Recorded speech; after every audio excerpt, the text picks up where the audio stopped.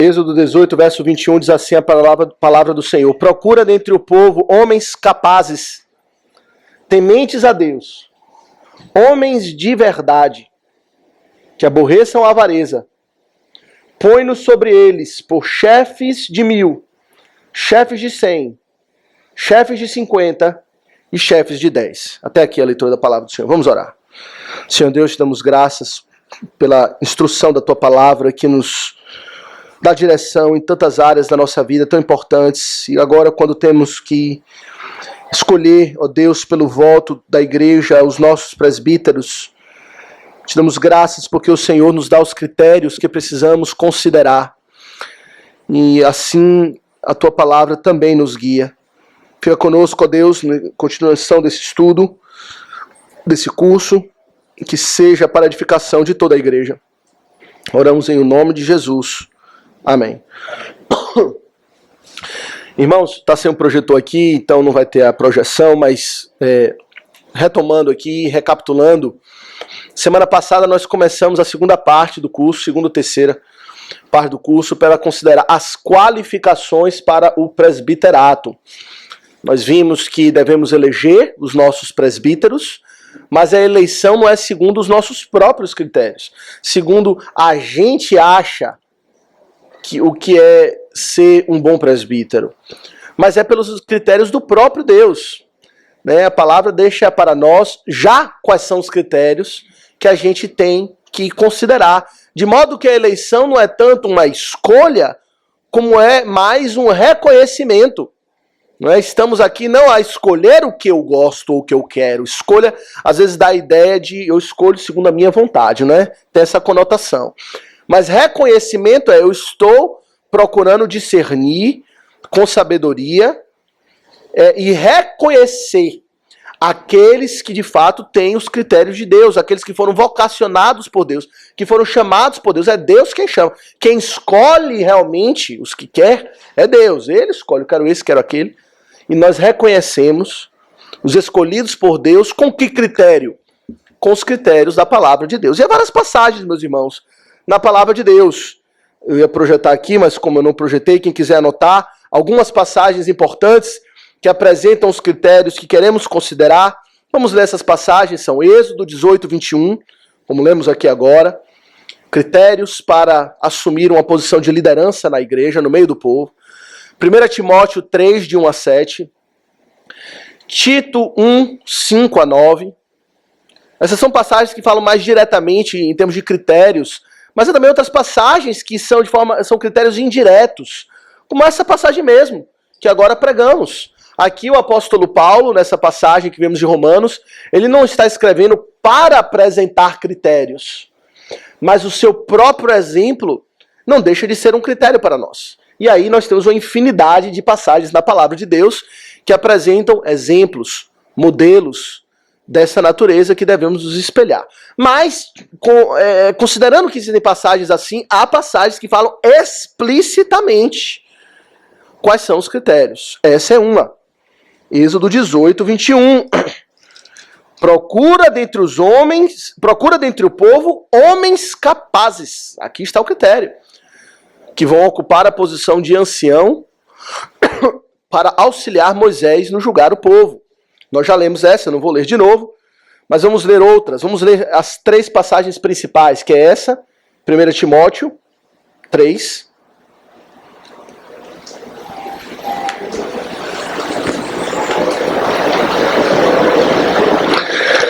Primeira Timóteo 3, de 1 a 7. Vamos ler. Fiel é a palavra. Se alguém aspira ao episcopado, e aqui leia-se presbiterato, ou pastoreio, ou pastorado, mesma coisa. Se alguém aspira ao episcopado, excelente obra almeja.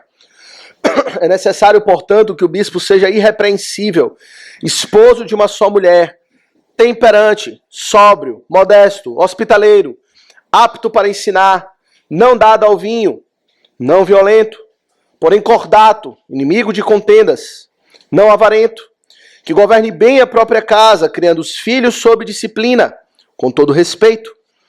Pois se alguém não sabe governar a própria casa, como cuidará da igreja de Deus? Não seja neófito, para não suceder que se ensoberbeça e incorra na condenação do diabo. Pelo contrário, é necessário que ele tenha bom testemunho dos de fora, a fim de não cair no opróbrio e no laço do diabo.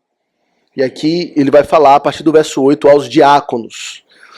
Abra também Tito, capítulo 1. É uma passagem que é praticamente uma repetição de 1 Timóteo. Os mesmos critérios são apresentados lá, uma pequena variação aqui e ali, tanto nas palavras, como um critério ou outro a mais que ele apresenta, mas é basicamente a mesma ideia. 1 Timóteo 1, capítulo 1, verso 5. Logo, 1 Timóteo não, Tito, gente, perdão, confundi.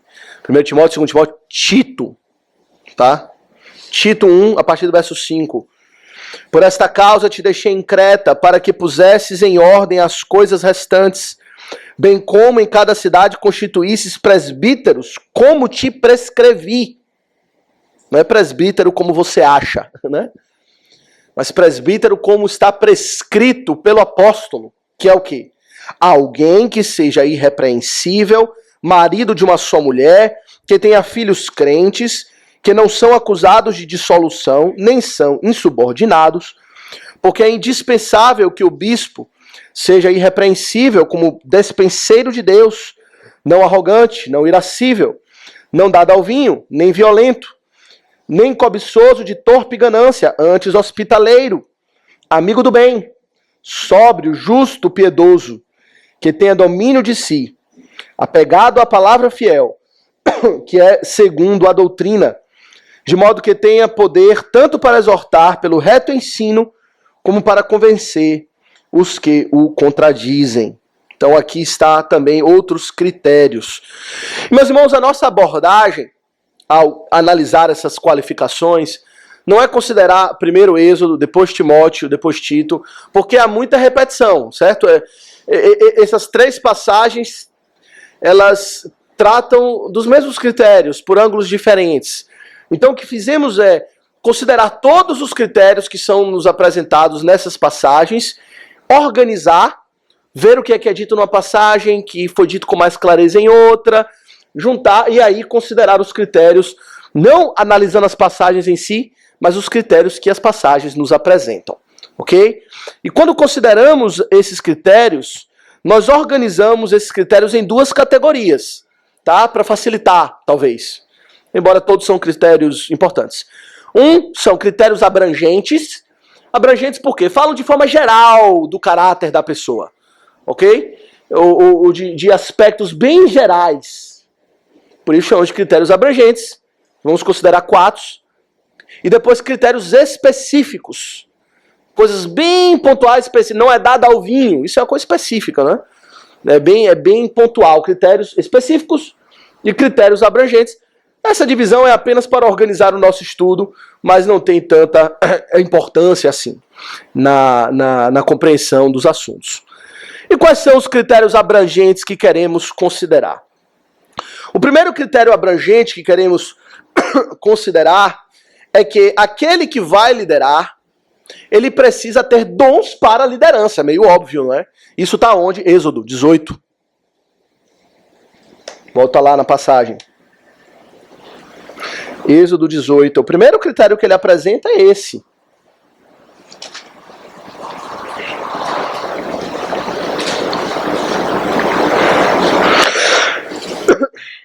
Êxodo 18, verso 21. Irmãos, antes de eu falar disso, eu pulei aqui algo que eu queria ter dito.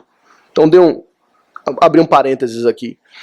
Quando consideramos as qualificações, precisamos compreender, e eu creio que os irmãos entendem isso, é que não está aqui, o Senhor não pretende, eu entendo, buscar a perfeição.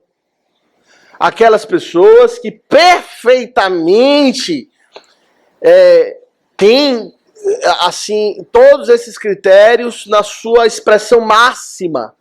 É óbvio que não é, irmão? Somos pecadores e todos falhamos em muitas coisas. E até mesmo naquelas qualidades que possamos ter aqui e ali, elas não são perfeitas, exercemos com fraquezas. Então é importante dizer isso, porque quando você for considerar não tanto para a indicação, que o prazo da indicação encerra hoje, mas para o voto, que é o mais importante mesmo. Quando você fosse considerar quem você vai votar, e por falar nisso, você não é obrigado a votar em quem você indicou, viu? Você pode ter indicado, daqui para lá mudou de ideia, você vota em outro, que esteja lá, tá bom? Então, a análise dos critérios vai até o dia da eleição. Então, eu abri um parênteses dentro de um parênteses. Voltando aqui, quando você for analisar aqueles que você vai votar, você analisa considerando que essas características devem existir em algum grau na vida da pessoa, que caracterizem a vida da pessoa. Não pode existir a completa ausência daquelas características na vida dela, embora vão existir com falhas, pois somos pecadores. Eu quero apenas frisar isso para que os irmãos sejam realistas, né? Senão, quem de nós seria suficiente para essas coisas? Quem de nós? O próprio Moisés, né, quando Deus o chama, ele fala, mas eu não sei falar, eu tenho língua pesada. Ele mesmo fala isso, né? Insiste com Deus, não me chame, eu não adianta, eu não sei falar. Deus até irrita um pouco, não irrita, mas dá uma palavra dura a Moisés, quando fala, quem fez a língua? Não fui eu. Mas ele insiste até que Deus, tá bom, então eu vou dar Arão. Arão vai ser o seu porta-voz. Né? Eu falo com você fala com Arão e Arão fala ao povo. Talvez ele fosse gago, sei lá, tinha vergonha de falar. Depois, certamente, isso desenvolveu e Moisés deve ter perdido isso. Mas veja que naquele momento, quando ele foi chamado, ele se identificava como tinha uma dificuldade naquela área. Então, os critérios não são assim a ferro e fogo, ok? Absolutos e perfeitos. Tá? Então, isso é apenas uma instrução da palavra de Deus com respeito a como analisarmos esses critérios. Então, voltando agora, critérios abrangentes. O primeiro deles que queremos considerar é a capacidade ou dons para a liderança. Veja aqui, Êxodo 18, verso 21. Procura dentre o povo homens capazes. Homens que têm capacidade, que têm condição, dons para assumir a liderança. Essa palavra capaz é uma palavra que tem uma amplitude semântica muito grande, mas que pode significar força, habilidade, virtude, valor. Homens que são virtuosos para aquela tarefa. Interessante, essa palavra é usada pelo próprio Faraó, quando ele fala para separar dentre o povo de Deus, os israelitas, né, que chegaram, a família que chegou no Egito, homens para cuidar dos seus animais. E ele usa essa palavra, homens capazes. Veja lá, Gênesis 47, 6. Eu posso ler, os irmãos podem escutar. A terra do Egito está perante ti. No melhor da terra, faze habitar teu pai e teus irmãos. Que Faraó falando com José. Habitem na terra de Gósen. Se sabes haver entre eles homens capazes, e aqui é a mesma palavra, põe-nos por chefes do gado que me pertencem, homens que vão saber cuidar do meu gado. Tem aí alguém que tem capacidade para isso, que tem dons para cuidar de animais? Chame, eu tenho um gado aqui para ser cuidado, pode colocar, ele está dando emprego, né, de certa forma, entre aspas, ocupação, para os da família de José. Mas quem? Qualquer um? Não. Quem tem competência para isso. Quem tem dons para isso. Habilidades, dons, competência. De modo, meus irmãos, que alguém que irá ocupar a posição de líder precisa ser alguém que demonstre competência para liderar. Isso fica claro quando ele cita, e aí nós vamos ver isso como um critério específico, que governe bem a própria casa. Pois se ele não conseguiu governar a casa, o microfone aqui tá. Se ele não conseguiu governar a casa, como vai governar a igreja? Se ele não teve, entre aspas, competência, capacidade para liderar a própria casa, não teve os dons necessários para ser um bom líder no seu lar, como vamos confiar a ele, a liderança? Então, esse critério também está implícito no governe bem a própria casa, que ele tenha capacidade. E aqui, então, meus irmãos, é uma palavra que eu chamo de abrangente, pois quais são as capacidades para a liderança? São muitas, né? São muitas que você pode, são muitas características ou qualidades que a pessoa tem que deve considerá-lo ou deve capacitá-lo para exercer a liderança. Mas aqui eu destaco algumas. Responsável. Homem capaz é homem responsável, que tem a responsabilidade. Um homem irresponsável não é um homem capaz. Você vai confiar a ele a liderança da igreja de Deus? onde ele vai ter muitas responsabilidades, tarefas, reuniões para participar. A ele serão delegados certas atividades, algum presbítero ou outro, e ele vai ter a responsabilidade de cumprir aquilo que lhe foi delegado pelos demais, pelo conselho. Ele vai honrar os seus compromissos ou não? Ou é irresponsável? Percebe-se uma irresponsabilidade? Alguém atrapalhado daquilo que faz? Não pode, é responsável. Corajoso é um outro critério. Interessante que essa palavra o corajoso está associado com essa palavra capaz, né? Que é aqui usada no hebraico, pois ela tem esse sentido também de ser um homem valente. Veja 2 Samuel 17:10.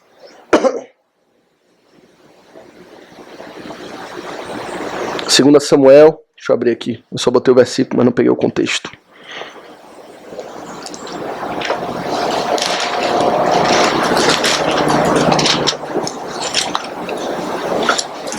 Segunda Samuel 17:10, aqui está se falando em montar um exército. Um exército. E aqui ele dá o seguinte conselho. Então, um homem valente, cujo coração é como de leões, sem dúvida desmaiará, porque todo Israel sabe que teu pai é herói, e que homens valentes são os que estão com ele. Então, ele está falando aqui, né, do caso de Absalão, e do conselho que Aitofel dá. Mas a palavra valente está associado a ter um coração de leão aqui, veja, que é coragem. E homens valentes estão do lado. A palavra valente aqui, por isso que eu quero chamar a atenção, a palavra valente é o mesmo que temos lá em Êxodo 18:21. Homens capazes, homens valentes que têm um coração de leão. E isso é importante ter coragem também, porque o presbítero vai lidar com problemas que amedrontam, meus irmãos. Que eu diga, né? Vai lidar com situações que ele vai precisar confrontar pessoas. Já imaginou? Visitar alguém e exortá-la e confrontá-la no seu pecado. E é necessário uma certa coragem para fazer isso. Para que você olhe no olho de alguém e fale do pecado dela. Então, coragem para ter conversas difíceis. Ser pastor, ser presbítero, é você estar constantemente tendo conversas difíceis com pessoas. Não só do púlpito, mas nas visitas. Constantemente. Tratando de assuntos difíceis, delicados, que às vezes exigem coragem para confrontar, às vezes. E ele tem essa coragem. É um homem que vai, de fato, na hora que precisar, vai estar ali? Ou vai dizer, não, tô com medo. Talvez ele não diga isso, mas escape da responsabilidade porque não tem coragem. Ou seja omisso, não seja ativo em ir lá e confrontar alguém. Talvez ele só vá quando for muito insistente. Você tem que ir, tá bom, eu vou. Mas será que ele mesmo vai ter a coragem de ir lá por ele mesmo e exortar alguém que está em pecado por alguma coisa? É preciso coragem. É preciso de força. Juízes 6:12, aqui nós temos essa palavra também repetida. Aqui é aplicada a Gideão. Juízes 6:12. Então o anjo do Senhor lhe apareceu a Gideão e lhe disse: o Senhor é contigo, homem valente. Homem valente, essa palavra valente é a mesma lá em Êxodo 18:21, que fala capaz. Homem capaz, homem de valor. Aí veja o que diz no verso 14. Aí Gideão responde no verso 13, veja o que diz no verso 14. Então se virou o Senhor para ele e disse: vai nessa tua força e livra Israel da mão dos midianitas, porventura não te enviei eu. Então veja que força aqui está associado com essa capacidade. É um homem capaz, você é um homem capaz, é um homem forte. Força, meus irmãos, porque tem que carregar um piano nas costas. Aquele que é líder na igreja, ele não carrega apenas os seus problemas. Os seus próprios problemas pessoais, que às vezes já são muitos. Mas ele vai carregar os problemas seus e de toda uma congregação. Não estou falando de força física, estou falando de força emocional, para ter condição de estar constantemente exposto a problema, e ele não pede para sair, porque não aguenta mais problema. Mas ele tem força para aguentar as provações, as lutas, as dificuldades, as perseguições que às vezes surgem, as críticas que aparecem, às vezes justas, mas também, às vezes, que não são justas, são críticas maldosas. Ou às vezes não tem maldade na crítica, mas são críticas que não correspondem plenamente à verdade, são justas, mas que ele tem que aguentar isso. É preciso força para lidar com o povo. Imagine Moisés lidando com a murmuração do povo. Ele precisa de força para aguentar isso, para aguentar essas dificuldades que enfrenta a todo momento. O próprio pastor Josafá dizia, ministério é um problema atrás do outro. Às vezes Deus manda um, às vezes Deus manda outro, às vezes ele manda vários de uma só vez. E você se sente soterrado por problemas. Mas Deus chamou para isso mesmo. Por isso que ele chama um homem capaz, homem que tenha força para aguentar. Para que aguente o peso do ministério. Não é que o apóstolo Paulo fala, quando ele fala do seu apostolado, né? Ele fala das coisas que ele enfrentou. Perseguições, açoites, naufrágio, apedrejamentos, fui dado como morto não sei quantas vezes. E além disso tudo, está sobre mim a constante preocupação pelas igrejas. Ele fala, eu tenho que aguentar muita coisa. E não é só a perseguição física. Acima disso tudo ele coloca a preocupação pelas igrejas. Paulo revelava ser um homem forte, que aguentou tanta coisa. E é preciso, é claro que nem todos têm a força. Eu, coitado, do lado do apóstolo Paulo, somos fracos, temos muitas fraquezas. Lembre-se daquilo que eu falei, não é perfeição. Vai ver fraqueza em todo mundo. Eu me lembro aqui de Elias. É interessante como essa passagem mostra a fraqueza dele, né? Num capítulo, ele está confrontando os profetas de Baal, 400 e tanto, Jezabel, aquela confusão lá, mata todo mundo no Monte Carmelo. No outro, Jezabel diz, vou matar esse homem, é hoje. Aí ele fica com medo, sai correndo, foge, se esconde. Numa hora, a coragem medonha. Na outra, ficou com medo, ficou covarde, fugiu. Aí Deus vai lá e é paciente com ele. Come, descansa, dorme e volta.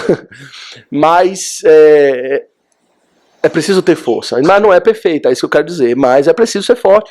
Habilidade para liderar envolve sabedoria. De forma geral também. Para saber mediar conflitos.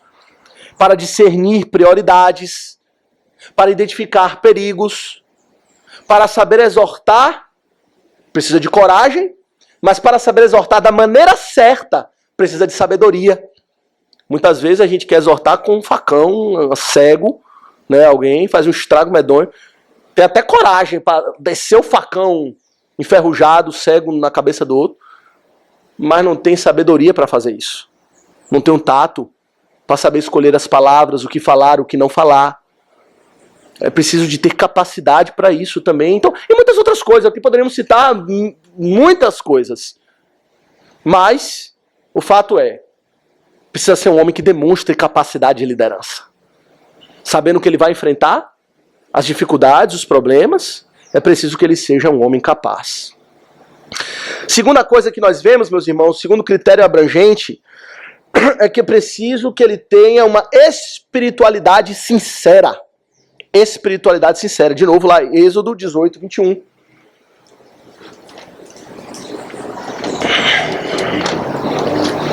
Êxodo 18, 21. Nós lemos que ele deve ser: procure dentre o povo homens capazes e depois tementes a Deus. Temente a Deus é uma espiritualidade sincera. Quando fala do temor do Senhor, está falando de algo que está no coração. Ele não é meramente uma pessoa envolvida com a vida da igreja, com as atividades, isso tem que ser também. Externamente, ele cumpre as suas... Ele é envolvido com a igreja, mas no seu coração É preciso ter o temor do Senhor. Temor a Deus. Isso está expresso também em Tito 1, na passagem de Tito, no verso 8, quando diz que ele deve ser piedoso.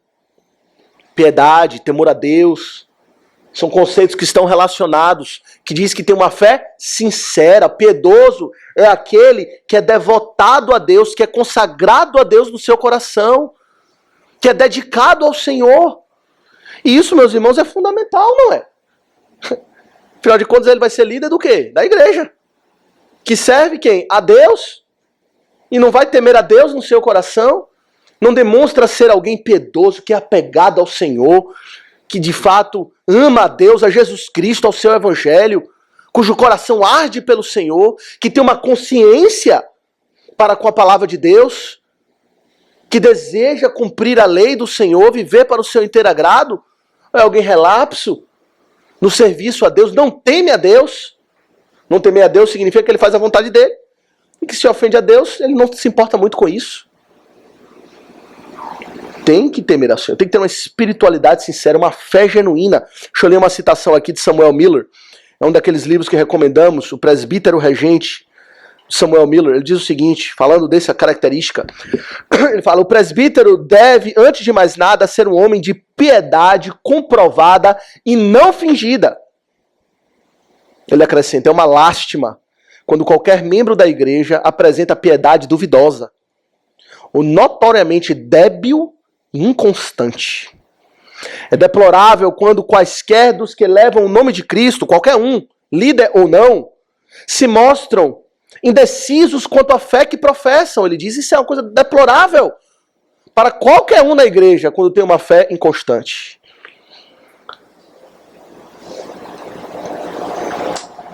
Que são tímidos, instáveis no resistir ao pecado e ao erro, tão conformados ao mundo, que demonstram tão pouco daquela destemida e ardente e total aderência aos princípios confessionais. Entretanto, quão mais deplorável é quando quaisquer dessas coisas se manifestam naqueles que foram postos para cuidar, presidir e exercer ampla influência sobre uma parcela da família de Cristo. O que se pode esperar quando os guardas dos muros de Jerusalém, pois assim devem ser considerados incontestavelmente tais presbíteros regentes, aparecem como boias luminosas, eles chamam, indicadores de perigo, a ser evitados pelos membros da igreja, e não como modelos para guiá-los, para atraí-los e animá-los a tudo que é espiritual, santo, decoroso no evangelho? Quer dizer, tristeza quando em qualquer crente a fé é inconstante, há mundanismo, não há uma timidez com respeito à fé. Muito pior quando há na liderança. E muitas vezes há, irmãos. Infelizmente acontece. Quando nós elegemos presbíteros pelos nossos critérios carnais e não os critérios de Deus. Aquele que é rico, aquele que parece ser influente, nós consideramos alguns critérios semana passada, nós temos a condição ou o risco de eleger alguém que não teme a Deus. É claro que esse critério só Deus pode examinar completamente, porque é do coração. A sinceridade só é perfeitamente julgada por Deus, mas nós percebemos pelos frutos. Pelos frutos conhecereis, não é isso que o Senhor Jesus nos diz? Como avaliar então um temor ao Senhor na vida de alguém? Primeiro, considere qual é o nível de envolvimento dessa pessoa com a igreja. Se ela teme a Deus, ela vai amar a igreja verdadeiramente. Ela vai se envolver, vai desejar, vai ter um nível de envolvimento mais profundo. Será assíduo nos trabalhos da igreja. Reunião de oração, procurará participar. Ele prioriza a igreja em sua vida, isso é fundamental. Outra forma de considerar o temor no Senhor é qual o grau da disposição dessa pessoa para servir a igreja, servir aos irmãos. Aquele que teme a Deus deseja servir a Deus. E servimos a Deus de que maneira? Servindo o povo de Deus. A forma como servimos a Deus é servindo o povo de Deus. E se você não deseja servir o povo de Deus, significa que você não está disposto a servir o próprio Deus então não há temor de Deus no seu coração. Ou profundamente falando. Talvez seja um temor fraco e débil, mas deve ser profundo. Essa pessoa demonstra amor pela palavra de Deus. Temer a Deus significa temer a sua palavra, amar a sua palavra. Essa pessoa demonstra ser fervorosa nas orações e no serviço a Deus. É uma pessoa que demonstra ser de oração. É claro que nem sempre nós vemos isso, pois às vezes a vida de oração ela é em secreto. Ora ao teu pai que é em secreto. É claro que há um aspecto que talvez a gente não vai saber. Mas naquilo que é possível se perceber, quando ela ora, você percebe fervor na oração, amor a Deus na oração, em hora em público. Ela ama estar nas reuniões de oração, por exemplo. É claro, meus irmãos, que aqui há sempre o perigo da piedade fingida. Daqueles que fazem tudo isso por exibicionismo. Era o caso dos fariseus, certo? Há esse perigo sempre. Mas até a postura de exibicionismo é possível perceber. Quando se faz essas coisas com o propósito de se exibir ou de se aparecer, é a pessoa que procura sempre ocupar as primeiras cadeiras? Deseja atrair atenção para si? O temente a Deus não deseja chamar a atenção para si. Aí que está a pegadinha, né? Como vamos notar a temor a Deus se ele não deseja chamar a atenção para si mesmo? Se ele procura ser discreto no seu serviço a Deus. O serviço a Deus é discreto, né? O que a mão direita faz, a esquerda não deve saber. Jesus fala. Então é difícil de se analisar isso. Mas a gente sabe, não é? No final das contas, a gente percebe aqueles que desejam servir a Deus discretamente, mas que é um desejo sincero. Alguém falou alguma coisa? Uma pergunta? Espiritualidade sincera. Próximo ponto abrangente, é que eu já quero caminhar para concluir, que o horário está avançado, e aí são 4 pontos desses critérios abrangentes. Eu vou falar mais rápido. Dons para a liderança, espiritualidade sincera, mas também conduta moral irrepreensível. É isso que nós lemos em 1 Timóteo e Tito 1,6 e também Êxodo 18 e 21. É preciso que ele seja irrepreensível. Êxodo 18, 21 apresenta essa verdade da seguinte maneira, ó. Procura dentre o povo homens capazes, tementes a Deus, homens de verdade que aborreçam a avareza. Homens de verdade. A verdade aqui quer dizer são homens íntegros. Homem de verdade não é esse aqui é macho mesmo, não é nesse sentido não. Isso é homem de verdade. Homem de verdade é homem que tem integridade nas suas palavras, na sua conduta. É um homem irrepreensível. Critério esse repetido tanto em Timóteo quanto em Tito. E o que significa ser irrepreensível, meus irmãos? Significa que ele tem uma conduta moral irrepreensível, um caráter excelente. A vida interior de temor a Deus, ok, da piedade do coração, ela é coerente com a vida exterior de santidade e prudência.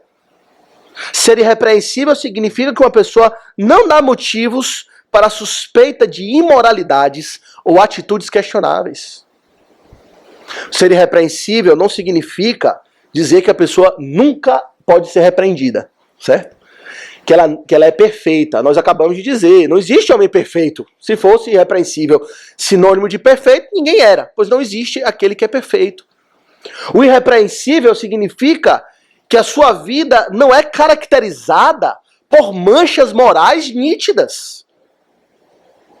Alguém que você vai, porque ele ali é conhecido por esse problema.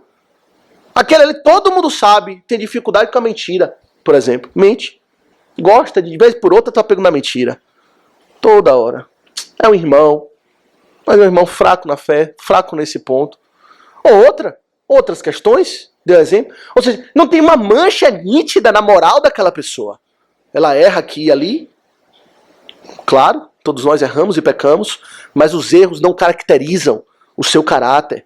Ser irrepreensível significa que quando aquela pessoa ela é repreendida, ela recebe a repreensão. Interessante. Ser irrepreensível que não é que ela nunca pode ser repreendida, mas quando repreendida, ela recebe a exortação. Isso é marca de alguém irrepreensível, que ele ama a repreensão, a sabedoria. Ele se corrige quando ele é repreendido. Ele não fica na defensiva. É marca de arrogância alguém ficar na defensiva. Sabe aquela pessoa que nunca erra? Nunca está errada? Que aos olhos dela ela é irrepreensível. E que você vai exortar, ela sempre tem uma justificativa para os seus erros? Não é essa pessoa que a gente está falando. A verdadeira pessoa irrepreensível, ela é humilde. Pois quando você a repreende, ela se corrige. Ela se deixa de mostrar, ela ouve o que se tem a dizer, pondera, está disposto a mudar. Como saber se a pessoa tem uma conduta irrepreensível? Olhe se ela é fiel nas pequenas coisas. Isso é interessante. Se ela é fiel nas pequenas coisas, ela será também nas grandes. Se ela procura ser irrepreensível, ser correta na sua forma de conduzir, nos detalhes da sua vida, mas ela não demonstra um desvio de caráter naquilo ali, aquilo que é pequeno, também quando ela receber uma maior responsabilidade, ela vai se comportar da mesma maneira. Alguns pensam, o próprio Senhor Jesus nos ensinou isso, não é? Muito bom, servo bom e fiel, foste fiel no pouco, sobre o muito te colocarei. Aquela pessoa é fiel no pouco, é irrepreensível no pouco, nas questões pequenas da vida. Ah não, isso aqui é besteira, posso dar uma burlada aqui, nisso ou naquilo. Isso aqui é bobagem, dar uma mentirinha aqui, aqui acolá. Eu posso agir de uma forma suspeita, estranha. Isso aqui é bobagem. Não, não é bobagem. Observe se ela é fiel no pouco. Observe se sua vida é consistente com o que ele é dentro e fora da igreja e na família. Talvez ele seja irrepreensível na igreja, mas não é em casa. Isso é notório. Se percebe isso. Há consistência na sua vida, não apenas no pouco ou no muito, mas nas várias áreas da sua vida, é consistente. Tal pessoa é notoriamente conhecida por algum pecado ou prática questionável. Ela é uma pessoa dada à violência. Ela é uma pessoa conhecidamente materialista. Ela é uma pessoa conhecidamente egoísta. Todo mundo sabe que ela é egoísta. Ela é conhecida notoriamente por ser uma pessoa grosseira e estúpida. Já ouviu falar? Aquela pessoa um pedaço de cavalo. Ou ela é conhecida por um pecado? É o que caracteriza aquela pessoa? É claro que todo mundo faz suas grosserias de vez em quando aqui e ali. Mas novamente não é disso que está se falando. Está se falando de uma característica marcante na pessoa que certamente não deve caracterizar aqueles que são homens de verdade. Homens íntegros, homens irrepreensíveis. Por duas razões. Primeiro, porque eles serão exemplo para os demais. Okay? Uma das funções, das responsabilidades, veremos, do presbítero é servir de exemplo para os demais. E se ele não tem um exemplo consistente, não é perfeito, o exemplo perfeito é de Cristo, mas um exemplo consistente, irrepreensível, como ele vai dar exemplo para os demais? Se sua vida é toda de perna pro ar, uma bagunça, uma confusão, como ele vai dar exemplo? Então, a primeira razão é que ele precisa dar exemplo, e a segunda razão é que ele precisa ser confiável, pois muito será confiado a ele. E a pessoa que não é irrepreensível, que é uma pessoa repreensível, é uma pessoa que não se pode confiar muito. Você não pode delegar muitas coisas a ela. E delegar, meus irmãos, a igreja do Deus vivo é delegar a maior coisa que se pode ser delegada. Que não foi delegada por homens, foi delegada pelo próprio Senhor da igreja. Jesus Cristo pegou aquilo que ele tem mais importante que a sua igreja e delegou a homens. Cuidem. Ele chama numa parábola e fala assim, ele arrendou a sua vinha a homens. Ele entregou para que seja cuidada. E ele vai voltar para cobrar. E ele é servo severo, como ele mesmo fala na palavra. E se não é irrepreensível, não é confiável. Ele vai ter que cuidar de muitas coisas importantes. A ele será dada as chaves do reino, como o Senhor Jesus Cristo diz. E você vai dar as chaves do reino a alguém que é notoriamente conhecido por pecados? Que vive em pecado? Não pode. Ele demonstra arrependimento quando peca e erra? Ou ele é orgulhoso e soberbo? Ele demonstra verdadeiro arrependimento quando peca e erra? Todos pecamos em muitas coisas. Todos erramos. Mas o homem irrepreensível, ele se deixa ser repreendido. O homem irrepreensível se deixa ser repreendido. E por último, meus irmãos, aqui super rápido, porque o horário já está super avançado. Quarto critério Dons para liderar, espiritualidade sincera, conduta moral irrepreensível e boa reputação amplamente reconhecida. Que é o que se chama aqui em 1 Timóteo 3,7. Ele tem bom testemunho dos de fora. Bom testemunho dos de fora. Meus irmãos, uma marca da maturidade na fé, e aqueles que vão servir na igreja como líderes precisam ser homens maduros na fé. Uma marca da maturidade na fé é a compreensão que a fé deve ser vivida em todas as áreas da vida.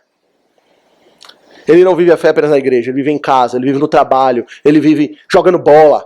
Já viu aquele cara que vai jogar bola? O cara é crente, piedoso, chega na hora de jogar a bola, está xingando todo mundo, batendo, se transforma. Não, é imaturo.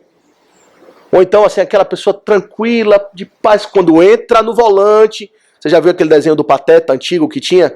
Do Pateta atrás do volante? Eu não sei quem já assistiu aqui, eu assisti muitas vezes. Ele era aquele homem tranquilo. Quando entrava atrás do volante, ele ficava assim, virava um bicho e saía atropelando todo mundo.